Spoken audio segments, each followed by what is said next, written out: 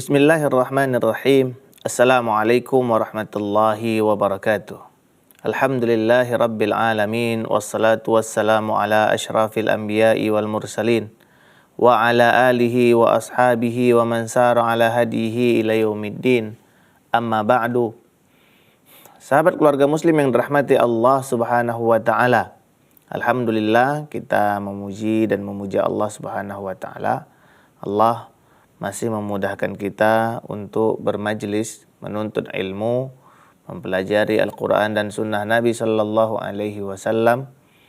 Dalam pertemuan kali ini kita masih dalam kitab Arba'una Haditsan Fit Tarbiyati wal Manhaj, ya, 40 hadis tentang tarbiyah, tentang pendidikan dan tentang manhaj seorang muslim.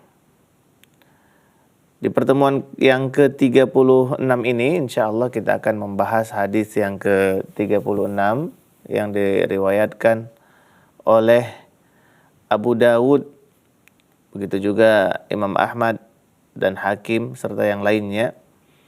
Dan hadis ini sanadnya sahih sesuai dengan syarat Muslim.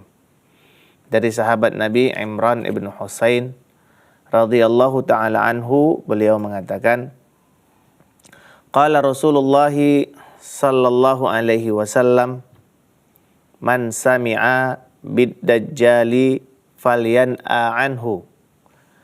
Fa wallahi innar rajula la ya'tihi wa huwa yahsibu annahu mu'min fayattabi'ahu mimma yab'atsu bihi minasy syubhat aw lima yab'atsu bihi minasyubuhat. Sahabat keluarga muslim yang dirahmati Allah, hadis ini sangat penting ya dalam konteks tarbiyah. Begitu juga dengan manhaj seorang muslim, di mana dalam hadis ini Nabi Sallallahu Alaihi Wasallam menyuruh kita untuk benar-benar memperhatikan sumber informasi yang kita dapatkan. Terkhusus jika kita mengetahui bahwa sumber itu berasal dari orang atau lembaga yang tidak bertanggung jawab, seperti itu. Oke, sebelum kita jelaskan hadis ini, kita terjemahkan dahulu ke dalam bahasa Indonesia agar lebih mudah kita untuk memahaminya. Rasulullah sallallahu alaihi wasallam bersabda, "Man sami'a bid-dajjali falyan'a anhu." Barang siapa yang mendengar tentang Dajjal, falyan'a anhu, maka hendaklah dia menjauh darinya. Fa wallahi, demi Allah, innar rajula la ya'tihi, sesungguhnya ada seseorang laki-laki yang akan mendatanginya, yang akan mendatangi Dajjal. Wa huwa yahsibu annahu mu'min, dia berpikir kalau dia itu mukmin, artinya tidak akan terpengaruh dengan si Dajjal yang kafir tadi. Fayattabi'ahu, maka dia mengikuti apa yang disampaikan daripada si Dajjal tadi berupa syubhat-syubhat. Aw lima yab'atsu bihi minasyubhat. Nah, hadis ini Nabi sallallahu alaihi wasallam menjelaskan kepada kita, jika di antara kita ada yang mendengar tentang Dajjal. Dajjal ini adalah makhluk Allah subhanahu wa ta'ala yang akan datang nanti pada menjelang hari kiamat. Ya, dia adalah satu sosok orang yang nanti datang menjelang hari kiamat. Saat ini dia terbelenggu. Ya, saat ini dia terbelenggu di suatu tempat yang hanya Allah subhanahu wa ta'ala yang mengetahuinya. Pernah ada salah seorang sahabat menemuinya, ya, dan akhirnya dia tidak tahu di mana tempat itu berada. Dia menjelaskan kepada Nabi tentang sifat-sifatnya. Lalu Nabi sallallahu alaihi wasallam mengatakan, ya, itulah Dajjal dan dia nanti akan datang menjelang hari kiamat. Dajjal ini selain sifat, ya, selain tadi dia adalah sosok, dia juga sifat. Ya, sebagian orang tidak meyakini tentang sosok Dajjal. Mereka menganggap bahwa Dajjal itu hanya sifat kedustaan. Ya. Adapun kita meyakini bahwa Dajjal itu merupakan sosok, artinya ada orang yang bernama Dajjal, dan bahwa sifat Dajjal itu adalah pembohong, dan orang-orang yang memiliki sifat pembohongan itu berarti dia mengambil bahagian daripada sifat-sifat Dajjal. Dajjal merupakan tanda-tanda hari kiamat besar. Jika dia datang, maka itu menunjukkan bahwa kiamat akan semakin dekat. Dia datang, di kepalanya ada tulisan kafara. Tidak ada yang membacanya kecuali orang-orang yang beriman. Dan dia memiliki banyak pengikut. Pengikutnya yang paling besar adalah wanita. Seperti itu. Ada sebagian orang mengatakan, kalaulah ada tulisan kafara di kepalanya, bagaimana kita akan mengikutinya? Pasti kita tidak akan mengikutinya. Ada salah seorang syekh ditanya tentang hal seperti ini. Dia mengatakan dengan simpel, bagaimana dengan orang-orang yang merokok saat ini? Dia melihat di rokok itu ada bacaan, merokok membunuhmu, tapi dia tetap merokok. Ini menunjukkan bahwa tidak ada hal yang mustahil nanti menjelang hari kiamat, ketika orang melihat bahwa ada bacaan di kepala Dajjal itu kafara, tapi mereka akan mengikutinya. Karena syubhat atau karena syahwat. Ya, karena syubhatnya artinya apa yang dijanjikan oleh Dajjal ini terlihat, bisa dilakukannya. Jadi di antara hal yang menyebabkan banyak orang mengikuti Dajjal adalah Dajjal itu bisa memanipulasi keadaan dengan izin Allah tentunya. Allah mengizinkan dia melakukan itu. Misal dia nanti melihat keadaan terang, lalu dia katakan, awan berkumpullah, turunlah hujan, hujan akan turun. Kemudian dia mengatakan, awan berpisahlah, maka dia akan terpisah. Seperti itu. Semua orang akan melihat seperti apa yang dilakukannya kecuali orang yang beriman. Kalau orang-orang yang benar-benar beriman, maka dia tahu itu semua adalah tipu daya Dajjal. Ya, itu semua adalah tipu daya Dajjal. Seperti itu. Itu secara umum tentang Dajjal, ahibati fillah. Bahwa dia merupakan satu sosok dan juga merupakan sifat. Dari mana kita melihat bahwa Dajjal itu merupakan sifat? Ya. Nabi SAW menyebutkan nanti menjelang hari kiamat, ya, banyak orang yang berdusta. Nabi mengatakan, yakunu fi akhiriz zaman dajjaluna kadzabun. Akan datang nanti menjelang hari kiamat para dajjal yang pembohong. Dajjalun ini menunjukkan kalau dajjal itu dalam bentuk jamak. Ya. Plural. Jamak, dia bukan satu. Dajjalun akan ada nanti pada hari kiamat menjelang hari akhir zaman, kata Nabi, orang-orang pendusta. Nabi menyebutkan mereka dajjal. Apakah dajjal yang dimaksud di sini adalah dajjal yang matanya buta sebelah tadi, yang ada tulisan kafaro di keningnya? Tidak, bukan itu. Kalau yang itu adalah satu tadi, sosok Dajjal. Adapun pendusta-pendusta Dajjalun ini adalah orang yang memiliki sifat-sifat pendusta. Nabi menamai mereka sebagai Dajjal. Ya'tunakum min ahadithi bima lam tasma'u antum wala aba'ukum. Mereka akan menyampaikan hadis-hadis atau pembahasan-pembahasan, cerita-cerita yang kalian tidak pernah dengar. Begitu juga ayah kalian. Wa iyyakum wa iyyahum la yudhillunakum wa la yuftinunakum. Hati-hatilah kalian terhadap mereka. Jangan sampai mereka menyesatkan kalian dan memfitnah kalian. Ya, menjadi fitnah untuk kalian. Sehingga akhirnya kalian akan mengikuti kesesatan akibat kedustaan-kedustaan mereka. Ahibati fillah, a'azani Allah wa iyyakum ajma'in. Jadi penjelasan tadi menunjukkan bahwa Dajjal itu adalah sosok, artinya ada orang yang akan bernama Dajjal tadi, dan dia akan datang menjelang hari kiamat.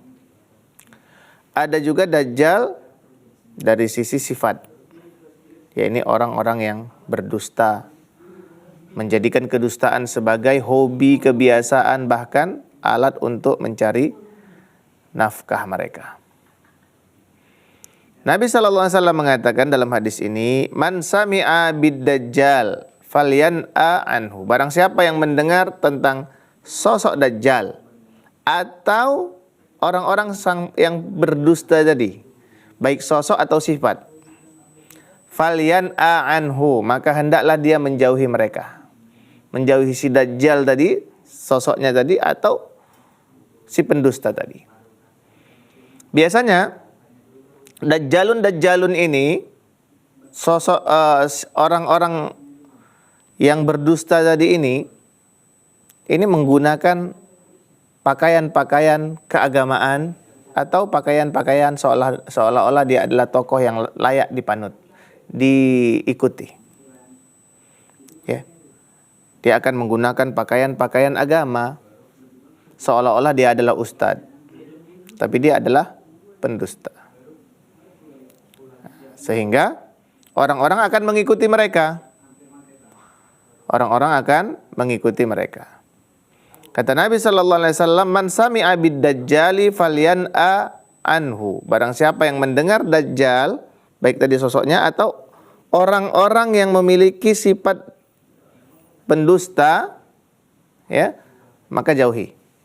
Walau dia menggunakan pakaian-pakaian seolah dia adalah ustadz, seolah dia adalah syekh, tapi dia berdusta. Dia suka berdusta. Jauhi ahibati fillah. Walau banyak hafalan hadisnya, walau banyak hafalan Al-Qur'annya, tapi dia suka berdusta. Apalagi dia berdusta atas nama Allah dan Rasulnya sallallahu alaihi wasallam. Dia sampaikan Allah mengatakan begini, Rasulullah mengatakan begini, tapi tidak ada. Ya. Nah, seperti itu, maka mereka harus dijauhi. Sahabat keluarga muslim yang dirahmati Allah, insya Allah pada sesi kedua nanti akan kita jelaskan kembali ya tentang hadis ini dan faedah-faedah yang bisa kita ambil dari dalamnya. Barakallahu fikum ajma'in.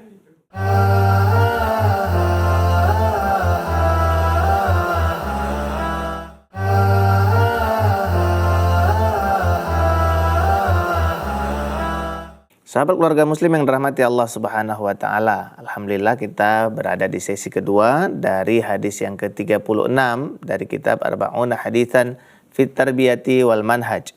Tadi telah kita sampaikan sabda Nabi sallallahu alaihi wasallam di mana beliau mengatakan man sami'a bid-dajjal, barang siapa yang mendengar tentang Dajjal, maka hendaklah dia menjauhinya, baik itu Dajjal si sosok tadi yang kita katakan di awal atau orang-orang yang memiliki sifat-sifat pendusta. Hendaklah kita menjauhi mereka. Fawallahi, demi Allah. Ini menunjukkan bahwa pembahasan ini sangat serius. Sampai Nabi SAW bersumpah dengan nama Allah Subhanahu wa taala. Ya, tidaklah beliau bersumpah kecuali permasalahan ini sangat serius dan ini adalah sesuatu yang pasti terjadi. Seperti itu. Beliau mengatakan innar rajula la ya'tihi wa huwa yahsibu annahu mu'min. Sesungguhnya ada seorang laki-laki nanti menjelang hari kiamat itu yang dia akan mendatangi si Dajjal karena dia berpikir kalau dia mukmin. Nah, ini Dajjal, kamu adalah Dajjal dan aku tahu kamu itu pendusta, tapi dia tetap mendatangi Dajjal. Nabi tadi mengatakan jauhi, tapi dia tidak. Dia merasa aku mukmin, aku kuat, aku tidak akan terkena kebohongan-kebohongan yang dibawa oleh Dajjal tadi. Lalu dia pun akhirnya mendekati Dajjal. Akhirnya dia mengikutinya, kata Nabi sallallahu alaihi wasallam. Tanpa dia sadari akhirnya dia bisa mengikutinya. Kenapa? Karena syubhat-syubhat yang disampaikan oleh si Dajjal. Baik tadi sosoknya ataupun tokoh-tokoh yang pendusta tadi. Karena ahibati fillah, sahabat keluarga muslim yang dirahmati Allah Subhanahu wa taala. cara orang-orang pendusta itu ketika menyampaikan sesuatu, dia akan bungkus dengan bungkus-bungkus yang indah terlihat, rapi, ya, menarik, dan seolah-olah itu adalah suatu kebenaran. Mereka terlatih untuk itu. Ya. Dan memang menyampaikan sesuatu, bayan terhadap sesuatu, jika disampaikan dengan baik, semua orang akan menerimanya, akan seperti orang yang tersihir.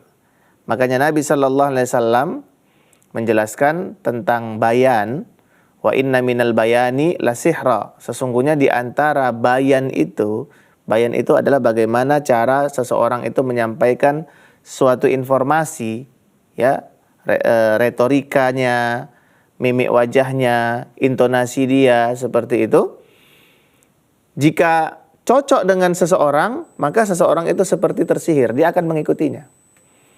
Hadis ini menjelaskan betapa pentingnya kita untuk memahami keadaan orang dan menyampaikan informasi sesuai dengan tipe dia, sehingga dia akan tersihir, seperti itu.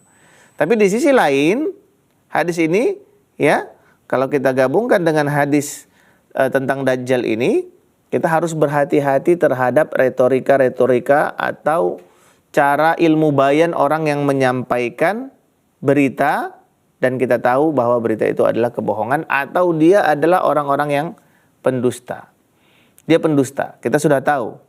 Tutup telinga kita dari ceramah-ceramahnya, dari syubhat-syubhat yang akan dilontarkannya. Jangan kita merasa, saya adalah orang yang mengenal dia, biar saja dia menyampaikannya, nanti saya akan menyaringnya. Karena begitu dahsyatnya bayan seseorang, kita khawatir kita akan tersihir, akhirnya kita mengikutinya tanpa kita sadari. Sebagaimana laki-laki tadi, kata Nabi Sallallahu Alaihi Wasallam, dia tahu itu Dajjal, ya, tapi dia dekati. Karena dia merasa dirinya mukmin, karena dia merasa dirinya punya tameng yang menyelamatkan dia nanti dari syubhat-syubhat yang disampaikan oleh Dajjal, lalu dia mengikutinya. Tapi akhirnya dia malah menjadi pengikutnya Dajjal. Jadi sahabat keluarga muslim yang dirahmati Allah Subhanahu wa taala. Nah, di sini memberikan banyak sekali pelajaran bagi kita. Ya, yang pertama, bahwa kita saat ini berada di akhir zaman. Ya, kita termasuk umat akhir zaman. Dan apa yang dikatakan Nabi Sallallahu Alaihi Wasallam sudah banyak terjadi. Walaupun sosok Dajjal itu belum keluar saat ini, tapi pengikut-pengikutnya, orang-orang yang memiliki sifat seperti sifat Dajjal itu sudah sangat banyak. Kita melihat banyak, ya, kemarin terdengar pengakuan-pengakuan nabi palsu, ya. Nah, dari zaman Nabi sudah mulai ada yang mengaku-ngaku dan seterusnya sampai sekarang ini. Sudah banyak orang yang mengaku-ngaku dirinya sebagai Nabi. Ini bukti bahwa para Dajjal itu ada dan terus berdatangan satu persatu. Ada yang terang-terangan dia mengakuinya. Saya adalah begini katanya. Dia adalah Nabi, dia akui dia kalau dia Nabi. Ada sebagian tidak menunjukkan identitas aslinya. Ya, seperti itu. Dia sebenarnya adalah orang yang menyampaikan misi Dajjal. Tapi seolah-olah dia tunjukkan dalam tampilan yang terhormat. Dia katakan misalnya dia keturunan Nabi, padahal bukan. Dia katakan kalau dia pemegang sanad fulan, padahal tidak demikian. Gunanya untuk apa? Untuk menarik simpati orang lain. Lalu dia menyampaikan hadis-hadis yang palsu atau hasil karya dia sendiri agar orang-orang mendengarkannya. Dan kebiasaannya mereka ini memiliki gaya penyampaian yang disukai oleh masyarakat. Seperti itu. Jadi yang pertama, pelajaran yang kita ambil dari sini adalah para Dajjal itu ada, nyata. Walaupun sosok Dajjal tadi belum muncul saat ini. Yang kedua, bahayanya sifat dusta. Nabi Sallallahu Alaihi Wasallam bersabda, Inna sidqa yahdi ilal birri wa innal birra yahdi ilal jannah wa innar rajula la yasduqu hatta yuktaba indallahi siddiqan. Sesungguhnya kejujuran itu mengajak atau menggiring seseorang pada kebaikan, albir, dan kebaikan itu membawa seseorang kepada surga. Dan tidaklah seseorang itu membiasakan dirinya untuk jujur kecuali dia akan ditulis sebagai orang yang jujur di sisi Allah. Wa innar rajula la yakdzib hatta yuktaba indallahi kadzaban. Ya. Wa iyyakum wal kadziba wa innal kadziba yahdi ilal fujur wal fujur yahdi ilan nar wa innar rajula la yakdziba hatta yuktaba indallahi kadzaban. Dan hati-hatikanlah kalian terhadap kedustaan, karena kedustaan itu akan mengarahkan seseorang kepada kemaksiatan. Dan maksiat akan membawa seseorang kepada neraka. Dan tidaklah seseorang berdusta kecuali di sisi Allah tercatat sebagai pendusta. Jangan biasakan diri kita berdusta. Ajarkan anak kita untuk senantiasa bersikap jujur. Jangan sekali-kali berdusta. Karena kedustaan itu mendatangkan candu tagih. Dan kedustaan itu membutuhkan kedustaan lain untuk menutupinya. Berbahaya. Sampai akhirnya dia menjadi sosok yang pendusta, tercatat di sisi Allah, fulan al-kadzib, kadzab. Seperti itu. Jadi, jauhkan diri kita dari sifat dusta. Anak-anak kita, istri kita, kaum muslimin, didik mereka untuk menjadi pribadi yang jujur. Wa kunu ma'as sadiqin. Senantiasalah kalian bersama orang-orang yang jujur. Itu yang kedua, ahibati fillah, pentingnya sifat jujur dan bahayanya membiasakan diri untuk berdusta. Kemudian pelajaran lain yang kita ambil adalah, jika kita mengetahui bahwa si fulan adalah pendusta, bahwa si fulan adalah orang-orang yang tidak jujur, maka hendaklah kita menjauhinya. Orang-orang munafik termasuk dalam bab ini. Jauh-jauhilah orang-orang munafik. Ya, orang yang jika berbicara berdusta, berjanji mengingkari, dipercaya dia khianat. Jauhi. Kenapa? Karena dia akan menularkan penyakitnya untuk kita. Ya. Nah, tadi kita katakan jauhkan diri kita dari kedustaan. Nah, yang ketiga, kita menjauhi orang-orang yang berdusta. Kedustaan ini ahibati fillah sekarang sudah menjadi seperti suatu permainan. Dan dianggap normal. Ini sangat berbahaya. Contoh, prank ya. Prank itu kan kita menipu seseorang dengan suatu perbuatan. Gak betul dan seterusnya. Ecek-ecek dan seterusnya. Ini adalah kebiasaan dusta yang harus kita jauhkan. Walau untuk membuat orang tertawa. Ustaz, saya niatnya untuk bercanda. Tidak boleh. Jangan bercanda dengan kedustaan. Bercandalah. Bercanda dengan sesuatu yang benar. Banyak cara kita bercanda, tapi jangan bercanda dengan sesuatu yang berdusta. Canda itu pada dasarnya boleh. Apalagi untuk mencairkan suasana boleh, tidak ada masalah. Tapi jangan balut dia dengan kedustaan. Karena seorang muslim itu tidak layak baginya berbuat dusta. Jadi kalau kita melihat ada teman kita yang memang biasa berdusta, jauhi. Itu bukan teman yang baik. Nabi sallallahu alaihi wasallam menyuruh kita falyan'a anhu, maka hendaklah dia menjauhinya. Ya, seperti itu. Begitu juga hendaknya kita menjauhi orang-orang yang menjauhi sunnah Nabi sallallahu alaihi wasallam. Ya. Jika kita melihat dia tidak mengikuti sunnah Nabi sallallahu alaihi wasallam, suka menyampaikan hadis-hadis yang lemah atau bahkan hadis yang palsu, maka kita menjauhinya. Kita nasihati kalau dia menerima alhamdulillah, kalau tidak, karena mereka akan memiliki banyak sekali alasan. Padahal pada pertemuan sebelumnya pernah kita sampaikan bahwa Nabi mengatakan man kadzaba alayya muta'ammidan falyatabawwa maq'adahu minan nar. Barang siapa yang berdusta atas namaku, atas nama Nabi sallallahu alaihi wasallam, maka hendaklah dia mengambil tempat duduknya di neraka. Dan saat ini banyak sekali dai-dai yang sengaja ya mengeluarkan hadis-hadis dhaif, hadis-hadis lemah, atau bahkan hadis-hadis palsu. Ya, dengan berbagai syubhat mereka. Hendak kita menjauhi. Ya. Kemudian pelajaran yang selanjutnya ahibati fillah yang keempat adalah Jangan jangan ujub. Jangan ujub. Karena dalam hadis ini Nabi sallallahu alaihi wasallam mengatakan ada seorang laki-laki yang dia menganggap dirinya mukmin lalu dia mendatangi si Dajjal. Begitu juga, kenapa dia mendatangi si Dajjal? Karena dia merasa dirinya mukmin, dia merasa dirinya sudah kuat. Itulah ujub. Jauhi sifat-sifat ujub karena itu sangat membahayakan sahabat keluarga muslim yang dirahmati Allah. Insyaallah pada sesi yang terakhir nanti kita akan kembali sampaikan beberapa faedah dari hadis ini dan akhirnya nanti akan kita rangkum insyaallah. Barakallahu fikum ajma'in.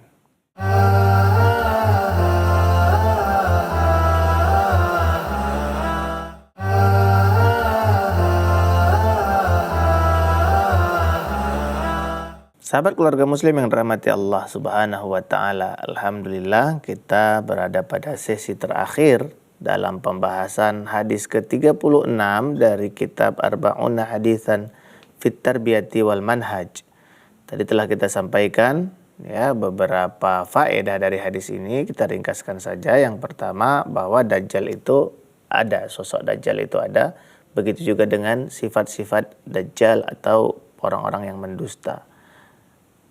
Kemudian pelajaran selanjutnya kita diperintahkan untuk menjauhi mereka, menjauhi orang-orang yang suka berdusta, para dajjal, dai-dai pendusta begitu, atau orang biasa juga yang gemar berdusta, hendaklah kita jauhi. Majelis-majelis dusta kita jauhi. Sekarang malah dijadikan suatu tontonan seperti stand up comedy. Stand up comedy itu kan sebenarnya bagaimana kita bercanda seperti itu dengan kegiatan aktivitas hari-hari. Tapi kebanyakan saat ini itu dijadikan materinya itu berasal dari kata-kata dusta seperti itu. Itu yang hendaknya dihindari, bukan candaannya. Pada dasarnya bercanda tidak ada masalah selama tidak berlebihan. Yang dilarang adalah bercanda jika menggunakan kedustaan sebagai tema pembahasan. Seperti itu. Begitu juga tadi kita katakan prank atau kalau budaya barat itu kita kenal dengan April Mop di mana di tanggal 1 April mereka bebas berdusta di antara mereka. Itu tidak boleh karena itu bukan sifat seorang muslim. Kemudian tadi menjauhi sifat ujub. Ujub itu seseorang merasa dirinya itu sudah hebat, sudah kuat. Saya kuat ini dengan kedustaan-kedustaan mereka, dengan berita-berita yang disampaikan mereka, sehingga tidak ada masalah bersama dengan mereka. Tidak. Tidak boleh seseorang merasa ujub seperti itu. Kemudian pelajaran yang selanjutnya adalah menjauhi majelis-majelis yang memang di sana itu tersebar syubhat. Apa itu syubhat? Sering kita dengar ada fitnah syubhat, fitnah syahwat. Fitnah itu artinya ujian. Kalau dalam bahasa Indonesia kan fitnah artinya seseorang mengatakan kepada orang lain yang tidak sebenarnya, seperti itu itu kita katakan fitnah kalau dalam bahasa kita. Tapi kalau fitnah yang dimaksud di sini dalam konteks syariat selalu adalah ujian. Jadi ujian itu ada dua, fitnah syubhat dan fitnah syahwat. Fitnah syubhat adalah ujian-ujian tentang pemikiran-pemikiran yang negatif. Biasanya ada orang-orang yang berpikiran negatif atau yang berpikiran sesat kesesatan itu disampaikan kepada kita hujah-hujah sehingga akhirnya kita menerimanya. Itu disebut dengan syubhat. Misal orang yang tidak beriman mengatakan Allah itu tidak ada. Kenapa Allah tidak ada? Karena kita tidak bertemu, kita tidak bisa melihatnya, kita tidak bisa menyentuhnya. Dia katakan, maka itu adalah syubhat. Begitu yang lain sebagainya. Syubhat agar kita terpaling dari kebenaran. Sebagaimana iblis memberikan syubhat kepada Nabi Adam alaihissalam, kepada ayah kita Nabi Adam alaihissalam. Ketika Nabi Adam dilarang memakan pohon, satu pohon di dalam surga. Sebelumnya Allah mengatakan, tinggallah engkau di sini, di surga ini, makan segala sesuatu, silakan makan kecuali wala ta'kulu hadhihi syajarah. Pohon ini jangan kau makan. Lalu iblis datang seolah-olah ingin memberi nasihat kepada Nabi Adam. Sesungguhnya aku datang ingin memberi nasihat kepadamu. Kenapa kau dilarang makan pohon itu? Kau dilarang makan pohon itu sebenarnya karena agar engkau tidak menjadi raja yang kekal selamanya. Itu sebenarnya bagus pohon itu, makanlah. Bagus itu. Begini dirayu-rayunya, bujuk rayu tadi untuk kita menerima kesesatan. Nah, itulah disebut dengan syubhat. Akhirnya ya ayah kita Nabi Adam alaihissalam memakannya dan Allah Subhanahu wa taala marah. Akhirnya Nabi Adam minta maaf dan Allah memaafkan. Selesai. Nah, tapi yang syahidnya tadi adalah rayuan-rayuan iblis, nasihat-nasihat yang seolah-olah dia adalah penasehat baik, tapi sebenarnya dia ingin menyampaikan hal yang buruk di dalamnya. Nah, ini disebut dengan syubhat, fitnah syubhat. Dan kita dilarang wala talbisul haqqa bil batili ya wa taktumul haqqa wa antum tatlunal kitab afala taqilun. Janganlah kalian mencampurkan antara kebenaran dengan kebatilan. Ya, dan kebenaran itu kalian sembunyikan. Kalian tunjukkan kebatilan itu seolah-olah dia adalah benar. Kalian balut dengan pakaian kebenaran. Itulah syubhat. Hindari syubhat. Ya. Syahwat, keinginan nafsu kita untuk melakukan sesuatu yang dilarang oleh Allah. Syahwat itu pada dasarnya boleh. Boleh kita makan, minum, menikah, berpakaian, dan sebagainya. Kenikmatan duniawi silahkan dinikmati. Tapi ujian syahwat adalah biasanya syahwat ini menginginkan yang dilarang-larang itu biasanya suka dia. Allah melarang zina, dia senang kali kalau berzina. Padahal ada yang halal menikah. Ya, nah, lalu datanglah syubhat. Nah, ini tadi juga syubhat. Janganlah nikah masih muda begini segala macam. Ya, nah, akhirnya lebih bagus berzina katanya. Dan seterusnya. Itu syubhat. Ya, bisa kita membedakan syubhat. Bisa fitnah, kalau syahwat jelas ya. Fitnah syubhat ini. Contoh lain tentang syubhat adalah ucapan orang-orang Yahudi terhadap jual beli. Innamal bai'u mithlur riba. Bukankah jual beli itu seperti riba? Allah katakan, halallahul bai'a wa harramar riba. Allah menghalalkan jual beli, Allah mengharamkan riba. Memang kalau kita lihat dari aspek kesamaan, mirip. Riba itu sama jual beli mirip. Ya. Tapi ada ketegasan. Ini yang riba. Dia masuk dalam ranah jual beli memang, tapi dia riba. Maka haram.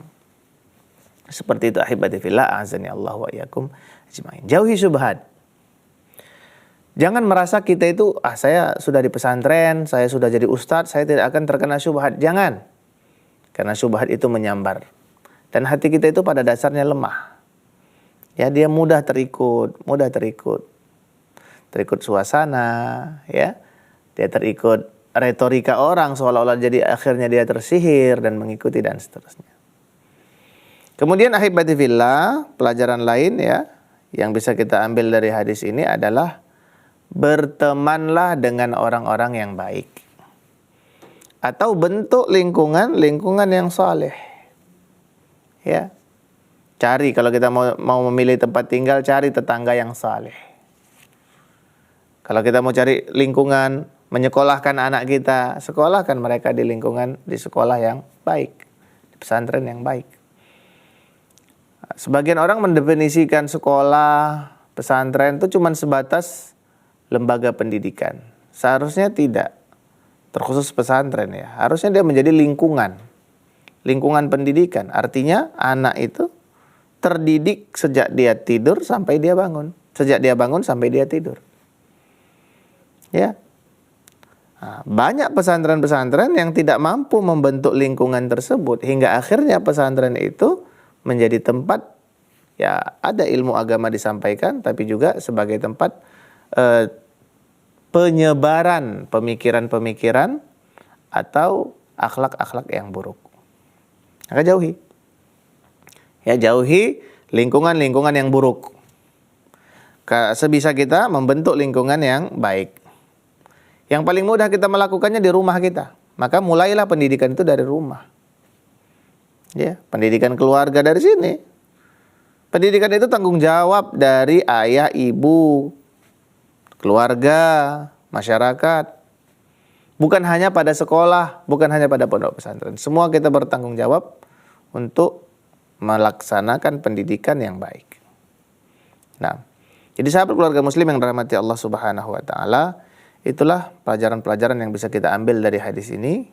Ya, kembali kita ringkaskan yang pertama tadi, bahwa Dajjal itu ada, baik sosok maupun sifat-sifatnya. Yang kedua, kita diperintahkan untuk menjauhi Dajjal, orang-orang pendusta. Ya, ini khusus pada orang-orang yang biasa berdusta, jauhi, jangan jadikan teman. Ya. Nah, karena mungkin di awal dia berani berdusta kepada kucing, kepada ayam, lama-lama dia akan berani terbiasa berdusta bahkan kepada Allah dan Rasulnya, na'udzubillahi min dzalik. Ya. Yang ketiga, ya tadi pelajaran yang bisa kita ambil adalah menjauhi sifat-sifat ujub. Ya, jangan kita merasa diri kita itu sudah hebat. Kemudian ya adalah menjauhi syubhat. Ya, syubhat itu adalah suatu arahan kita dari seseorang untuk membenarkan yang batil. Ya. Nah, tadi kita telah sebutkan contoh-contoh syubhat tadi ya. Syubhatnya iblis kepada ayah kita Nabi Adam, ya, syubhatnya orang Yahudi tentang jual beli, dan syubhat-syubhat yang lainnya. Yang kelima, pelajaran yang bisa kita ambil dari sini adalah membentuk lingkungan yang baik. Ya, ingat kita hadis tentang orang yang membunuh 99 orang dari kalangan Bani Israel, akhirnya dia genapkan menjadi 100. Nah, lalu dia diperintahkan oleh orang yang berilmu tadi, ya, kalau kau mau bertaubat silahkan bisa bertaubat, tapi pindahlah dari kampungmu tadi. Kampungmu itu buruk, pindah ke kampung yang bagus. Ketika dia pindah, akhirnya dia meninggal di pertengahan jalan dan Allah Subhanahu wa taala mengampuni dosa-dosanya. Kemudian, ya, pelajaran yang bisa kita ambil adalah bahayanya dusta. Dusta itu sangat berbahaya. Ya. Dusta itu sangat berbahaya, maka hendaklah kita menjauhkan diri kita dari kedustaan. Dan dusta ini bisa dibiasakan, sebagaimana jujur juga harus dibiasakan. Makanya kalau ada pepatah mengatakan Allah bisa, tegal biasa ya, Allah bisa karena biasa. Seseorang akan terbiasa, seseorang akan bisa jika dia terbiasa. Seseorang akan bisa menjadi orang yang jujur jika dia membiasakan dirinya untuk jujur. Kemudian, ya, sahabat yang dirahmati Allah, pelajaran terakhir yang kita bisa ambil adalah menjauhi segala sesuatu yang menyebabkan kita terjerumus kepada sesuatu yang lebih besar. Ya, ini makanya ada dalam dalam kaidah itu kita menjauhi segala sesuatu yang memungkinkan kita masuk ke dalamnya. Kita dilarang berbuat zina, tapi Allah Subhanahu wa taala melarang segala sesuatu yang mengarahkan kita kepada zina. Wala taqrabuz zina. Jangan mendekati. Nah, puncaknya adalah zina. Jadi kita dilarang mulai dari melihat wanita yang bukan mahram kita, ya, melihat auratnya, kemudian menyentuh tangannya dan lain seterusnya sampai akhirnya pada perbuatan zina. Ya, kita dilarang untuk mendekati perbuatan-perbuatan yang menjerumuskan kita kepada dosa yang lebih besar. Ini pelajaran-pelajaran dan nasihat yang kita bisa dapatkan, mudah-mudahan bermanfaat. Ya, kita tutup dengan doa kafaratul majlis. Subhanakallahumma wa bihamdika asyhadu an la ilaha illa anta astaghfiruka wa atubu ilaik. Assalamualaikum warahmatullahi wabarakatuh.